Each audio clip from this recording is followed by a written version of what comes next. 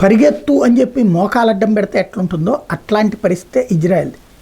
పక్కన ఇజ్రాయెల్ మీద హమాస్ తీవ్రవాదులు దాడి చేసి 1200 మంది ప్రాణాలు తీసి అక్కడే ఉన్నటువంటి 100 మందిని బందీలుగా పట్టుకుపోతే వాళ్ళని విడిపించడానికి అట్లాగే ప్రతీకారం తీర్చుకోవడానికి ఇజ్రాయెల్కి హక్కు ఉంది. సార్వభౌమాధికార దేశం మీద దాడి జరిగితే తీవ్రవాదులు చేస్తే ఎట్లా చూస్తూ ఊరుకుంటుంది.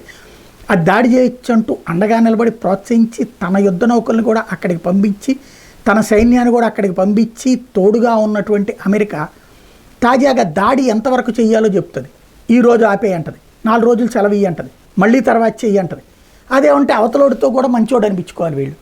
ఇందుకోసం రఫా మీదకి వెళ్ళొద్దంది. రఫా మీదకి ఇజ్రాయెల్ వెళ్ళింది, దాడులు చేస్తోంది. దానికి ప్రతిగా అమెరికా తను పంపిస్తున్నటువంటి ఆయుధాల షిప్ ఆపేసింది, ఇతర ఆయుధాలని supply చేయనంటోంది.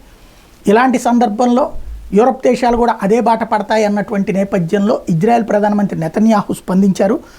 Israel prime minister Benjamin Netanyahu has given a we don't need you indirect message to US after Joe Biden threatened to halt offensive weapons transfer to Israel over planned Rafah invasion. In a fiery speech, Netanyahu said that Israel will stand alone against Hamas. It forced to. He vowed to fight tooth and nail to destroy Hamas in Gaza. Netanyahu, along with Israel's ambassador to the US, said that Biden has committed a big mistake. ఇది ఇప్పుడు చివరికి అక్కడ ఇజ్రాయెల్లో America రాయబారి కూడా Biden తప్పు చేస్తున్నాడు అని చెప్తున్నాడు. నెతన్యాహు చాలా క్లియర్గా చెప్పాడు, మంచి చెడు అన్నటువంటిది, చెడు మీద మంచి విజయం సాధించే వరకు మా పోరాటం కొనసాగుతుంది. అమెరికాని నమ్మి మేము యుద్ధంలోకి దిగలేదు.